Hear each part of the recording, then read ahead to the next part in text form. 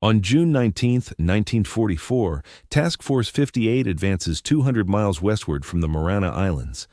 From USS Enterprise, USS Lexington, USS Bunker Hill, USS Yorktown, and 11 additional carriers, squadrons of Grumman F6F Hellcats take off to intercept the incoming Japanese armada.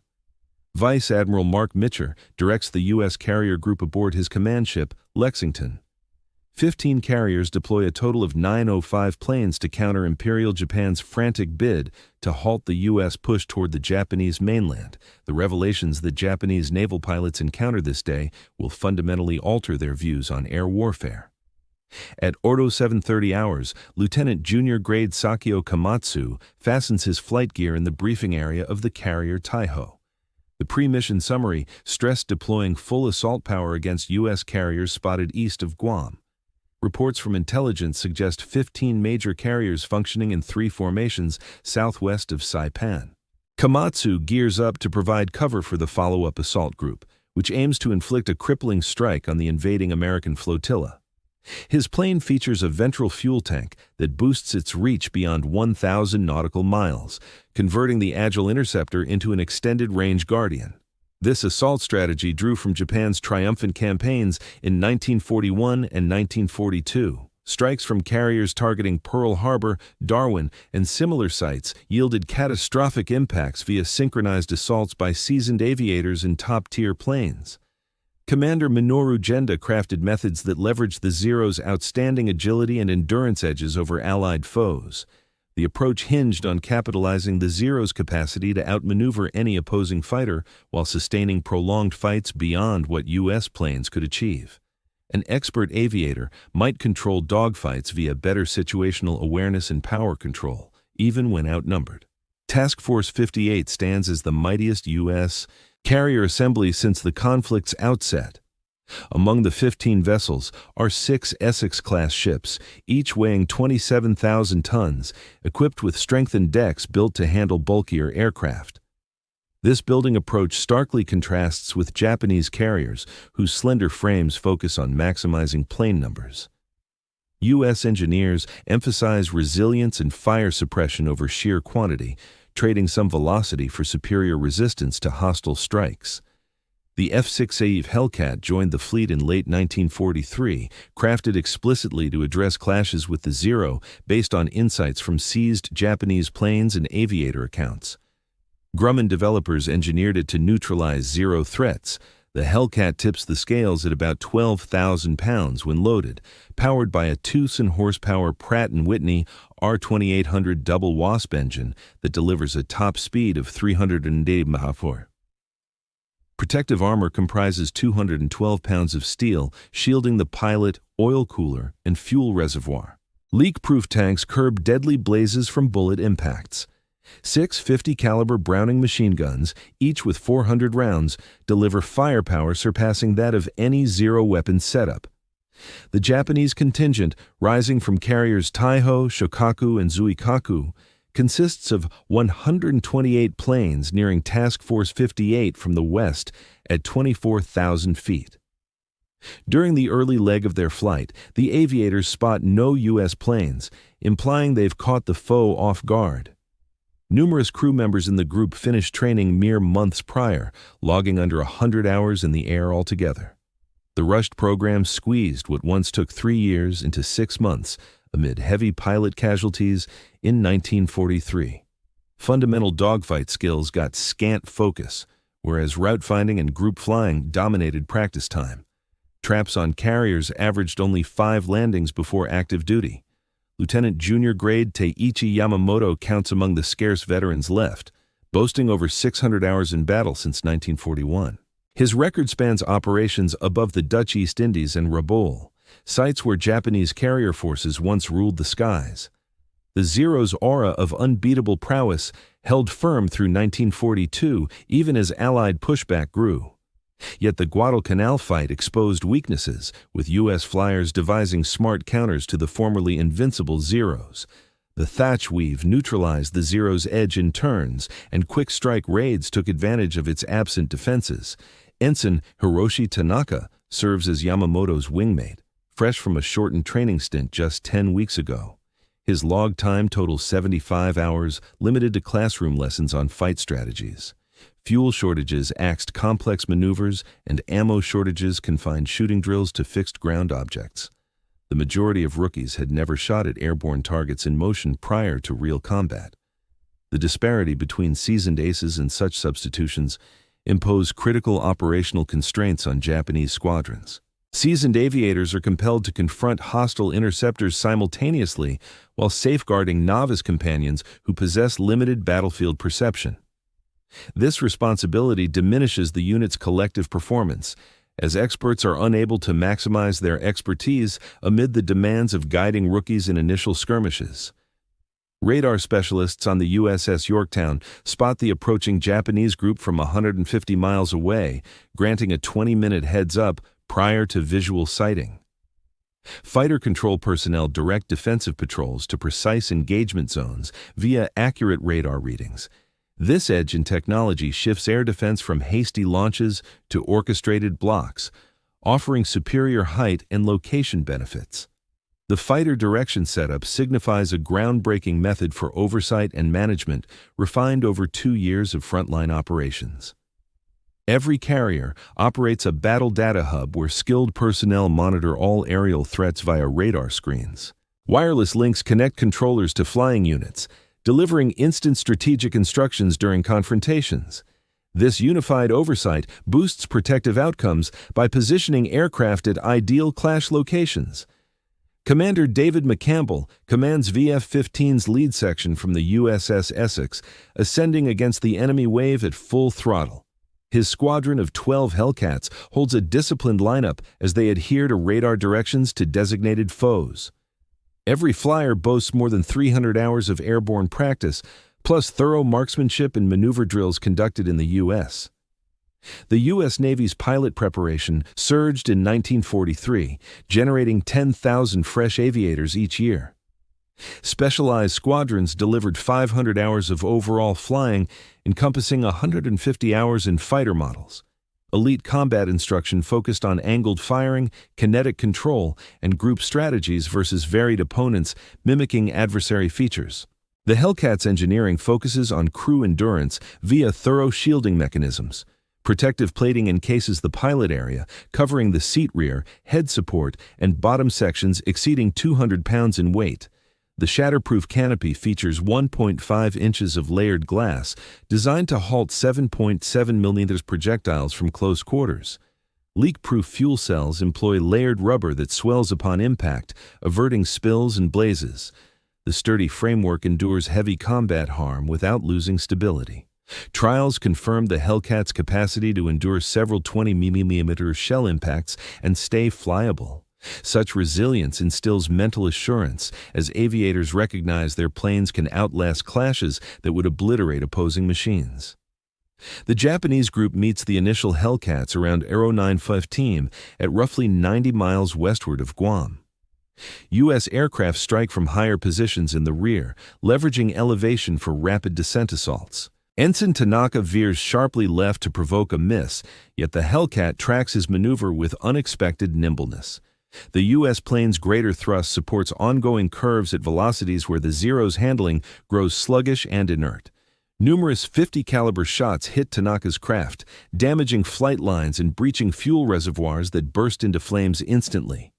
The Zero's absence of defensive plating turns fatal as penetrating fire bullets pierce the fragile metal skin. Tanaka's plane detonates once the blaze contacts the wing tanks, underscoring the Zero's weakness against focused barrages. This abrupt demise challenges the core assumptions Japanese flyers held about their machine's battle dominance. The mental toll ripples across the group as airmen see their comrades' aircraft shredded effortlessly. Commander McCampbell's team launches synchronized sweeping strikes on the Japanese cluster, capitalizing on better velocity and armament. The Hellcats plunge from 28,000 feet, hitting 450 mph during charges before pulling up to regain height. This momentum-driven method counters the Zero's agility edge while capitalizing on its poor performance at high velocities. Japanese airmen try classic circling fights, but fail to draw Americans into prolonged twirls. Each Hellcat operator upholds rigorous power management, avoiding slow-speed loops where Zeros thrive.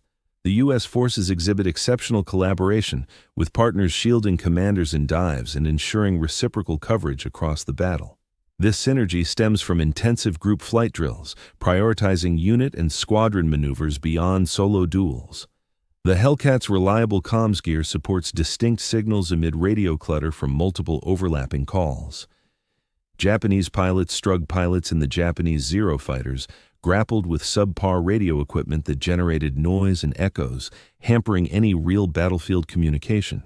Numerous Zero operators simply turned off their radios amid the ongoing disruptions, falling back on visual cues and planned group setups. Such failures in coordination worsened their strategic weaknesses as enemy squads broke apart amid synchronized U.S. assaults. The initial clash wrapped up disastrously for the Japanese, with a dozen Zeros claimed by Hellcat fire in under 8 minutes. U.S. aviators spotted various traits that clashed with prior intel on foe strengths. The enemy planes showed weak marksmanship, their shots mostly sailing uselessly astern of aimed foes. Dodging tactics stuck to rote sequences, hinting at skimpy battle prep and narrow fighting skills. A few Japanese flyers ditched strong spots due to evident bewilderment or lack of savvy, missing quick chances when Hellcats exposed weak sides.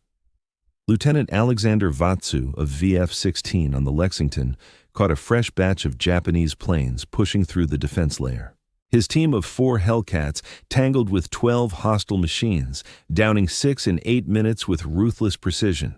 Vatsu used just 360 of his 2,400 available rounds, underscoring the prowess of U.S. shooting drills. The focused blasts from .50 caliber weapons overwhelmed the Zero's flimsy build. Brief volleys caused instant ruin, shearing off wings, bursting engines, and setting fuel cells ablaze via tracer impacts. The gap in tech grew stark as the fight stretched into the morning. Hellcats shrugged off repeated strikes from Japanese 7.7mm guns with little harm, whereas their armaments wrecked Zeros using scant ammo. U.S. flyers noted hostile craft shattering under focused barrages, frequently detonating after only 2 or 3 seconds of spot-on fire. The Zero's 20mm guns offered a potential danger in theory, yet their slow projectile speed and scarce loads curbed real impact. Most Japanese aviators burned through cannon shells fast owing to lax trigger control, resorting to mere rifle-caliber guns for later scraps. Radar-guided air control allowed sharp path guidance as American planes met several approaching groups. Control staff kept full grip on the situation via scope data and aviator updates, stationing new fighters at prime clash spots. This organized barrier stopped Japanese squads from mounting unified strikes on the carrier group.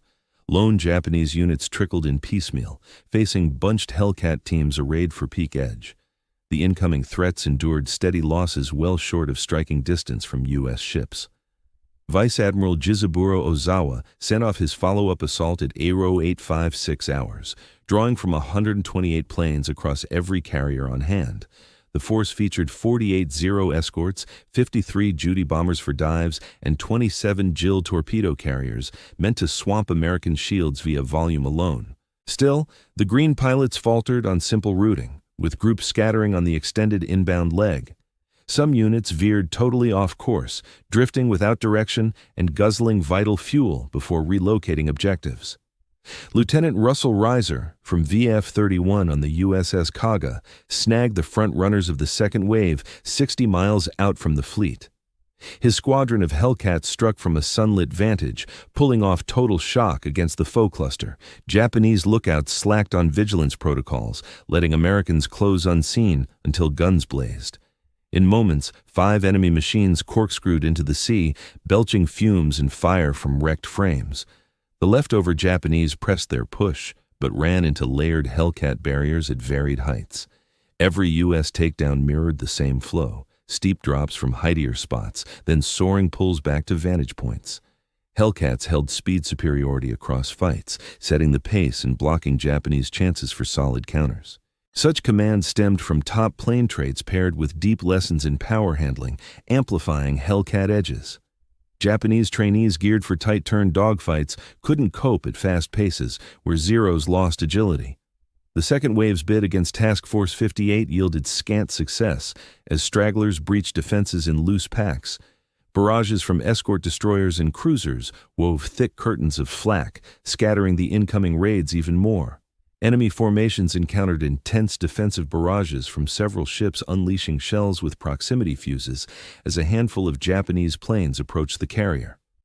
Just one torpedo plane managed to release its payload, which the USS Indiana deftly avoided with prompt evasive action. At 1100 hours, Commander McCampbell, spearheading VF-15's follow-up assault, clashed with the 3rd Japanese Assault Group. His squadron of 12 Hellcats tangled with more than 40 foe planes in a prolonged dogfight spanning 20 minutes. McCampbell himself downed 7 Japanese fighters, and his wingman, Lieutenant Roy Rushing, claimed 4 more kills. This fight highlighted the overall edge from U.S. training, as seasoned aviators capitalized on every rival error. The Japanese units broke apart into solitary planes focused on evasion, forsaking their strike role amid the dominant enemy fighter presence. From his battered Zero limping toward the Japanese fleet, Lieutenant Commander Kenji Suzuki watched the 3rd wave disintegrate. His fighter showed numerous .50 caliber punctures in the wings and body, a damaged elevator control cable, and a sputtering engine. These devastating tolls surpassed losses from prior carrier clashes, even midway, where some planes at least struck enemy vessels. The day's efforts yielded almost no results, yet squandered scores of planes and invaluable air crews to superior U.S. fighters.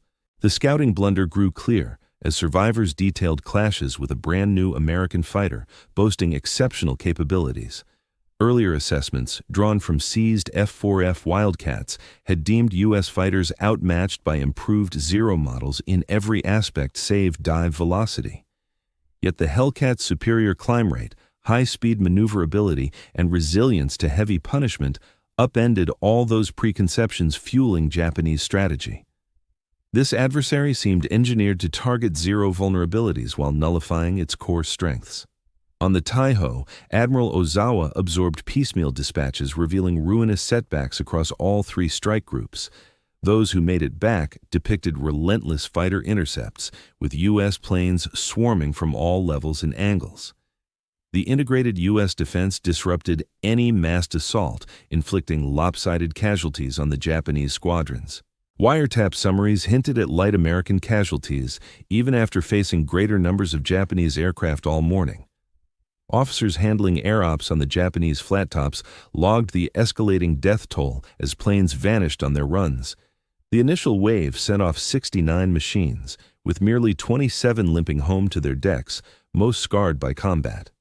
The follow-up group fared far grimmer, with scarcely a third of its 128 planes enduring the U.S. interceptor gauntlet.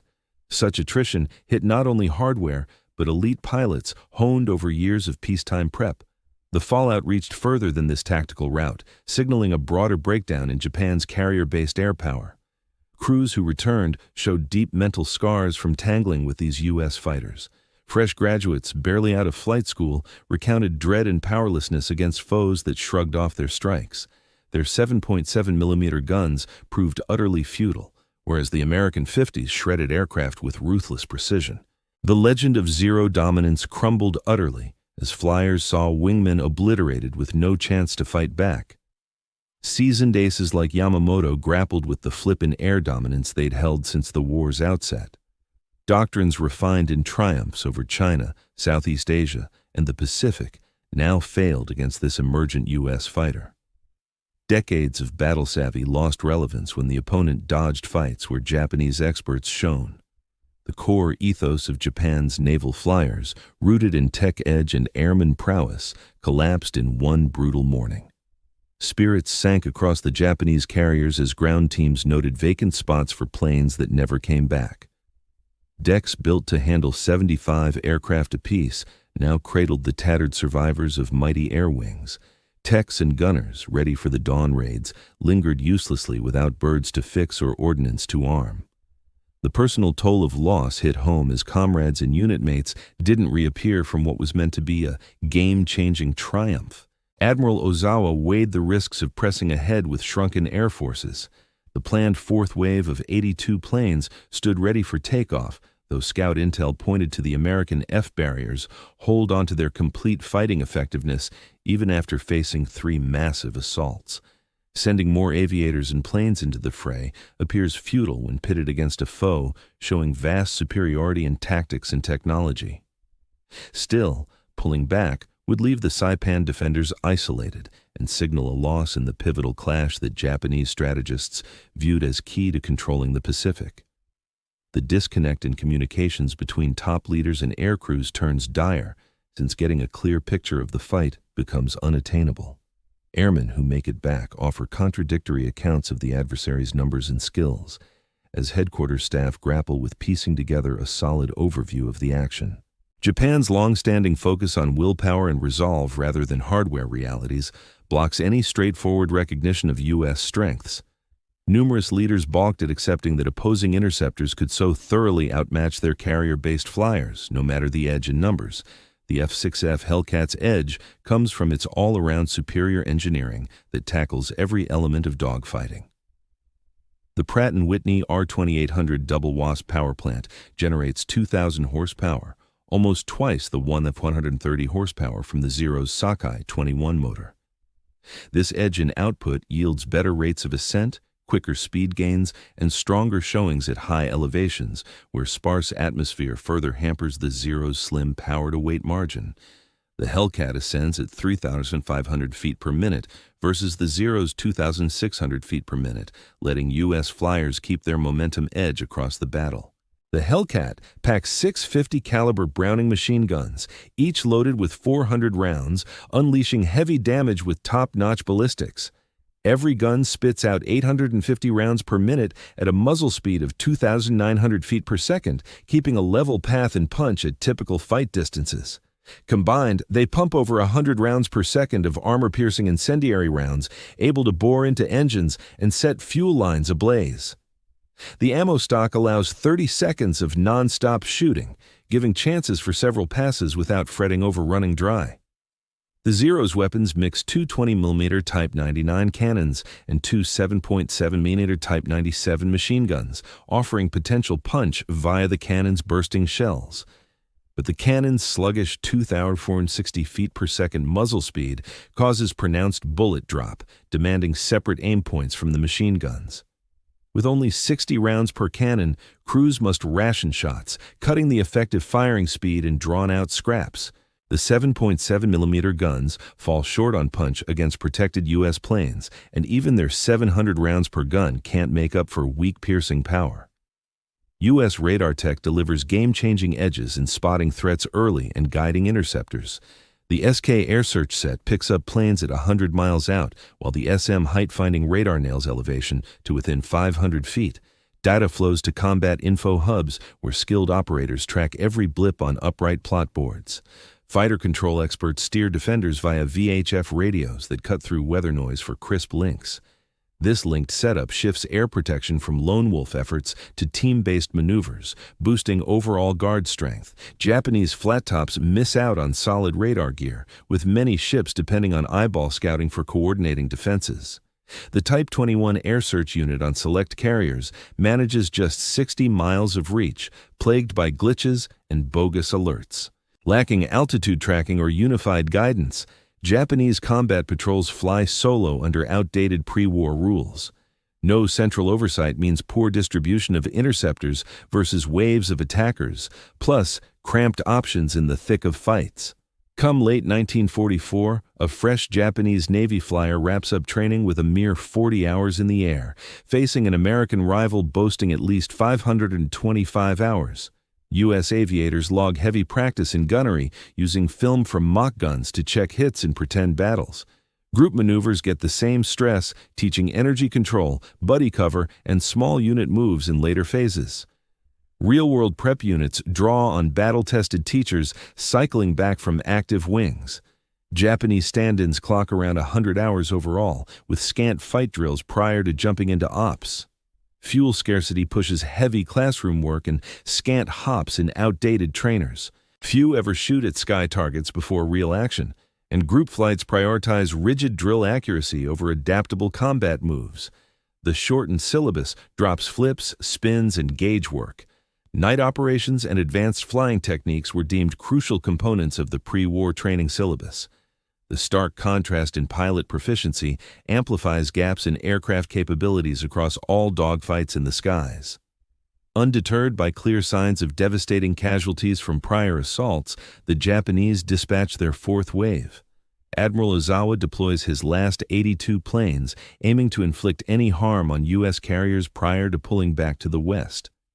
Yet, these planes face fiercer resistance from fighters as American carriers retrieve, refuel, and redeploy their defensive patrols.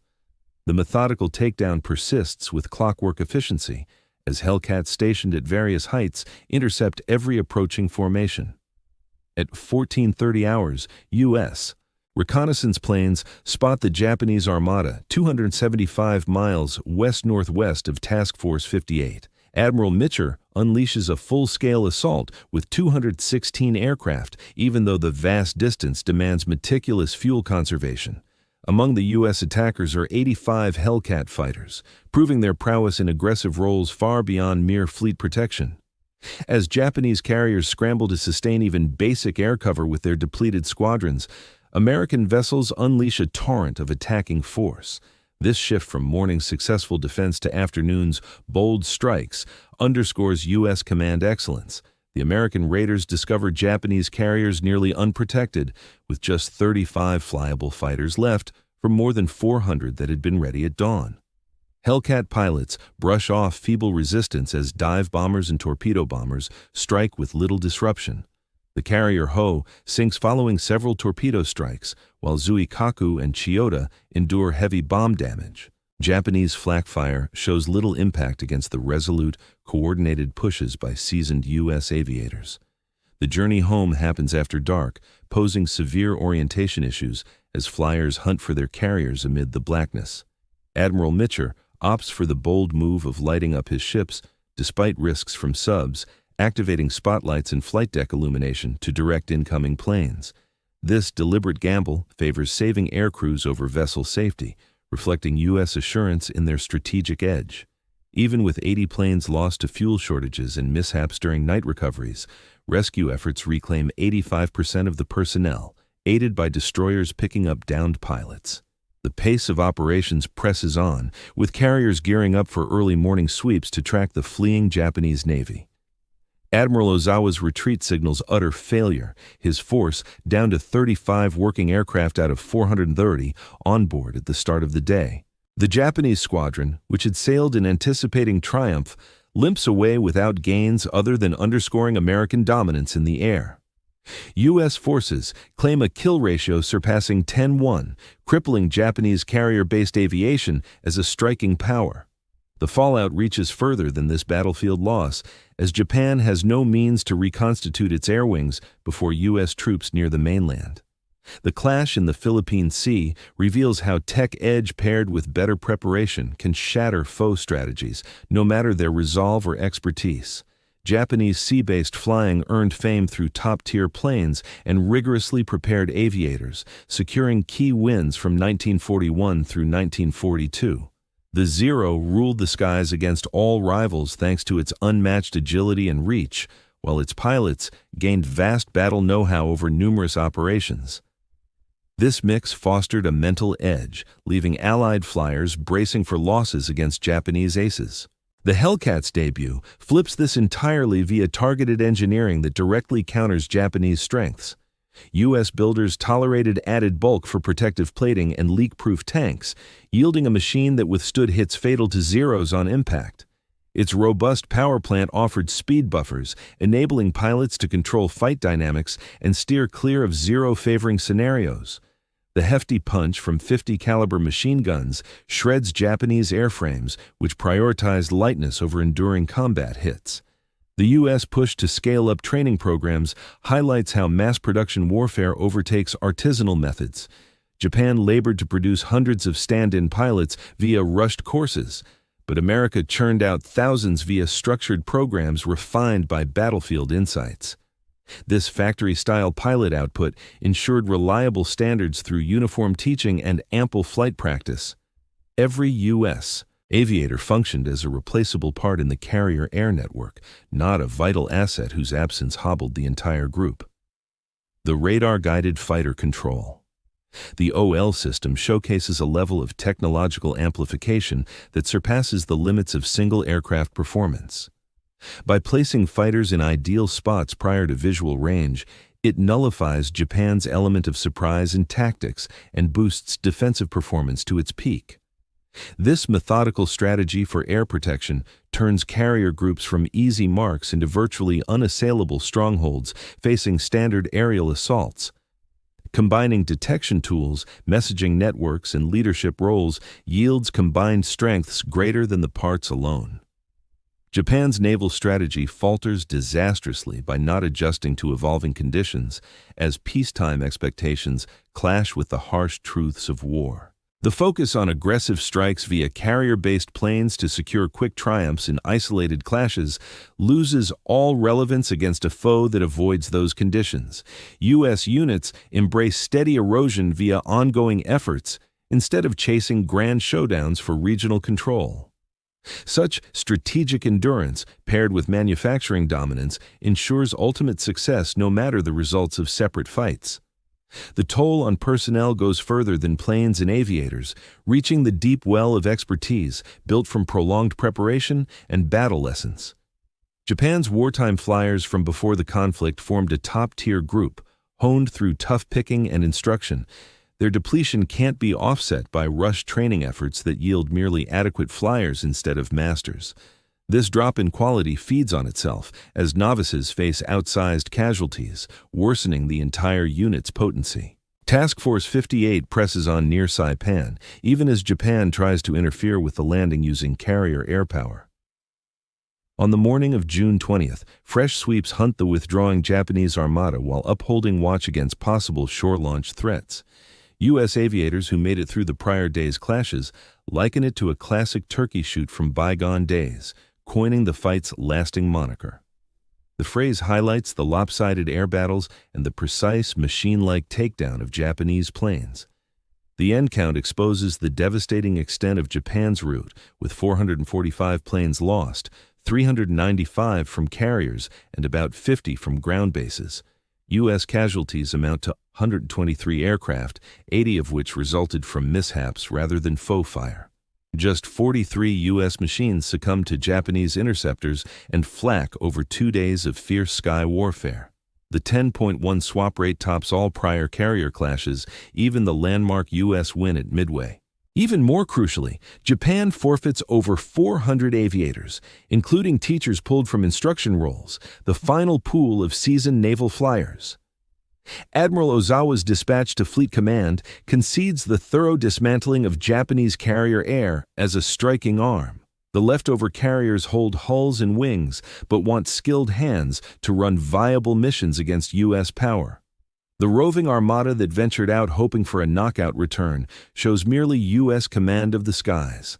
The broader effects emerge as U.S. troops push onward to Japan, facing scant air resistance from the Imperial Navy. The shift in sea combat tech shown at the Philippine Sea shapes global post-war flight progress. Merging radar links and interceptor direction sets models adopted by every key fleet-building carrier air strength. Prioritizing flyer endurance via plane shielding and organized drills turns into routine, supplanting old tolerance for heavy wear. The Hellcat keeps flying into the Korean War, retooled for strike roles that leverage its sturdy build and potent weapons load. U.S. production edge ultimately seals the deal via sheer volume and superior standards that crush Japanese units, no matter tactical creativity or personal bravery. The capacity to churn out thousands of planes each month while schooling pilots to handle them well forges unbeatable numbers. Every U.S. setback gets swapped out several times over, whereas Japanese hits cause lasting hits to fighting power. Output figures underscore Japan's dire straits. The U.S. builds 96,000 aircraft in 1944 against Japan's 28,000 amid full war effort. The Hellcat posts the top destruction rate for any U.S. fighter, with 5,023 verified kills versus 270 downed in dogfights. This 19-1 mark outpaces all other types and claims 75% of Navy air wins, though it joined midway through the conflict. The F6F confirms the design principles of the Grumman F6F Hellcat placed greater emphasis on ensuring pilot safety and delivering potent armament rather than chasing top speed alone. Seasoned aviators frequently highlight the aircraft's lenient handling traits and its capacity to withstand combat hits while sustaining fighting prowess. Japan's carrier-based air power fails to rebound from the catastrophe at the Marianas, reduced to frantic kamikaze strikes that expend lives in planes for scant operational gains. The wealth of expertise built over years of progress vanishes amid one day's clash with technologically advanced U.S. units. The Zero, once the emblem of Japanese sky dominance, now stands for outdated design and fragility when pitted against contemporary American warplanes. The mental toll reaches past battlefield losses to a broader societal awareness that sheer willpower cannot bridge the gap against the weaponry of an industrialized republic. The engagement in the Philippine Sea marks the peak of U.S. carrier aviation's growth, evolving from the setback at Pearl Harbor via deliberate buildup of decisive edge. The naval groups Japan targeted in 1941, aiming to cripple American strength in the Pacific, re-emerge amplified 10 times over, equipped with better planes, air crews, and combat strategies. This shift from beleaguered protection to aggressive command stems from targeted use of manufacturing might, engineering breakthroughs, and battlefield evaluations. The Hellcat plane encapsulates this progression from countering Japanese moves to asserting deliberate control via enhanced engineering and deployment. Admiral Mitscher's post-battle assessment underscores the comprehensive U.S. triumph, even as it notes the lucky timing that funneled Japanese assaults into fortified positions. Integrating early radar alerts, coordinated interceptor control, and unmatched planes forged ideal setups for repelling standard aerial assaults. Yet, he cautions that potential foes could devise unconventional counters, demanding ongoing adaptation over dependence on established methods. This forward-looking insight foreshadows the kamikaze tactics born from Japan's frantic bids to counterbalance their conventional shortcomings. Accounts from individual flyers uncover the personal side amid the numbers of wins and losses. U.S. aviators recount the eerie ease of downing numerous foe machines with little strain, mingled with pity for adversaries in antiquated craft lacking proper preparation. Surviving Japanese pilots describe the terror of witnessing wingmen obliterated with no chance to fight back against foes that appear unbreakable. Such first-hand stories distill the core sorrow of conflict, where tech edges turn into personal agony, irrespective of personal bravery or resolve. The Marianas turkey shoot secures its place in flight history as proof of U.S. command of the skies, attained via methodical excellence in preparation, equipment, and battle tactics. The fight confirms that contemporary conflict favors manufacturing power and tech progress above martial heritage and inner fortitude. Japan's bid for a knockout blow via traditional carrier operations concludes in ruinous failure, rendering their sea-based air arm ineffective. The Imperial Fleet, which ruled the Pacific in 1942, loses all capacity for significant strikes by June 1944. The wider repercussions surpass the direct losses to prompt a deep reevaluation of combat's essence in an era of mass production. Japanese commanders face the truth that their country cannot match U.S. output, no matter the ingenuity in maneuvers. Persisting in battle amid inevitable doom stems from a cultural resistance to capitulation, not sound planning. The kamikaze surge arises from this clash between grasping loss's certainty and denying its outcomes. The loss of carriers Shokaku and Taiho to U.S. subs on June 19th worsens the sky route with vital base destructions. Shokaku, survivor of Pearl Harbor and nearly every key carrier showdown save Midway, falls to USS Cavala's torpedoes during mid-air refueling.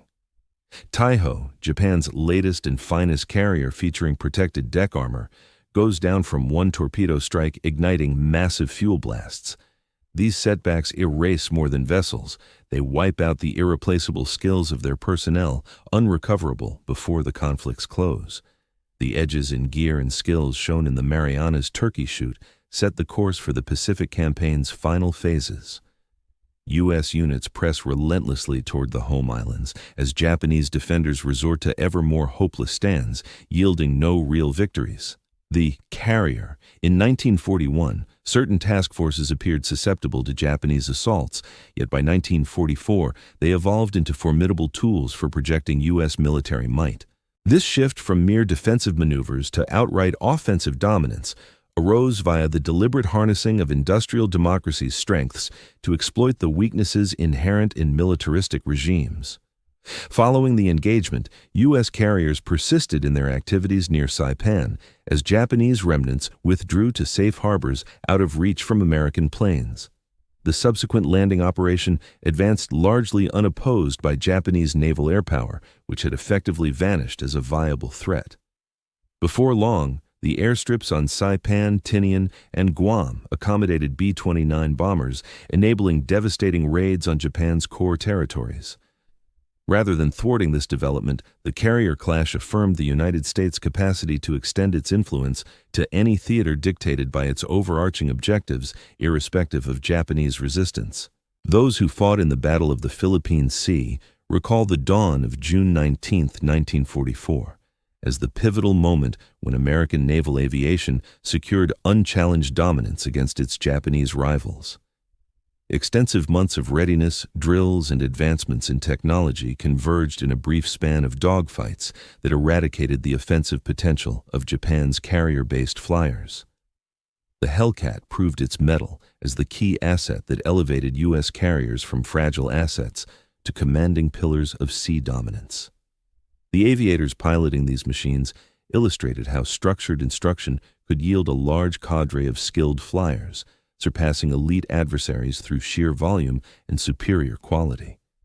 Insights gained from the Mariana Turkey shoot shaped naval air strategies for generations.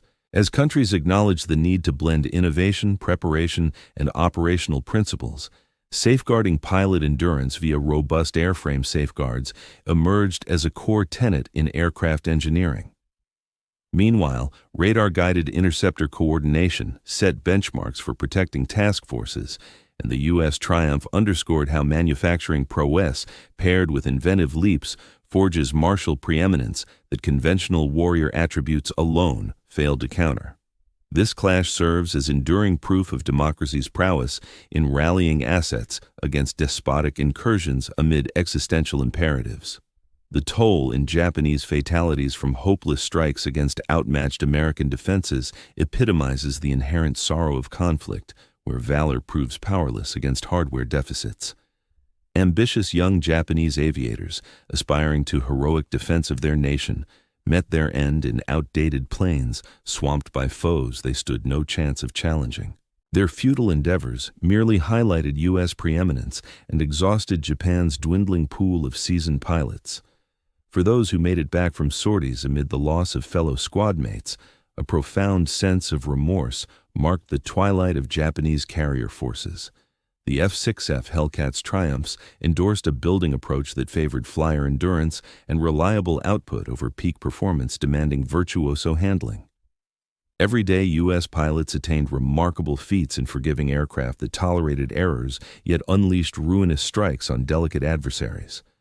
In stark opposition, the Zero, insisting on flawless execution from its operators while providing zero leeway for slip-ups, turned into a burden for aviators short on rigorous practice and battlefield savvy. This divergence in engineering outlooks mirrored broader societal divides concerning the worth of individual lives pitted against relentless pursuit of victory at any price. The Philippine Sea confrontation signaled the close of an era where carrier warfare pitted evenly matched sides with offsetting merits.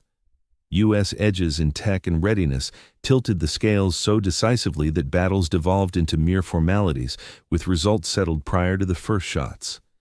Japanese aviators taking off from their decks on June 19th headed straight into inevitable doom, bereft of any genuine means to pierce fortified U.S. barriers. The Turkey shoot label aptly conveys this glaring disparity, in which one faction wielded such lopsided edges that success was assured no matter the opponent's efforts. The broader ramifications of the Marianas Turkey shoot rippled across the Pacific campaign's final phases as Japan proved unable to restore its carrier air arm prior to surrender. The airmen felled in that single morning's frenzy embodied irreplaceable years of investment and expertise, impossible to recoup via rushed efforts yielding only barely adequate stand-ins. Accumulated wisdom from long service evaporated as veteran flyers perished without imparting their expertise to successors. This erosion in proficiency spiraled uncontrollably, with novice pilots enduring outsized casualties in later missions, accelerating the decline in collective prowess. On the morning of June 19, 1944, American forces systematically showcased their dominance, effectively dismantling Japanese carrier-based air power as a viable combat entity. At the heart of this triumph stood the F6F Hellcat, a fighter plane that blended robust shielding, formidable weaponry, and exceptional capabilities into a platform accessible to typical pilots. By fusing radar alerts, aerial guidance, and synchronized strategies, U.S. defenses achieved a level of potency that nullified Japanese assaults, no matter their resolve or inventive maneuvers. This clash underscored how the weaponry of an industrial democracy could forge battlefield preeminence by leveraging technological edges and rigorous preparation against foes steeped in age-old doctrines who banked on morale to bridge gaps in resources. The infamous Mariana turkey shoot etched itself into the annals as the pivotal juncture where U.S. naval flyers secured unchallenged command, enduring until the Pacific Campaign's close. Once formidable Japanese flat tops, which had extended influence across the ocean, now drifted as helpless marks for American planes beyond their means to counter. The shift, from the exposed weaknesses at Pearl Harbor to unassailable control in the Philippine Sea, highlighted democracy's power to rebuild its defenses amid dire perils.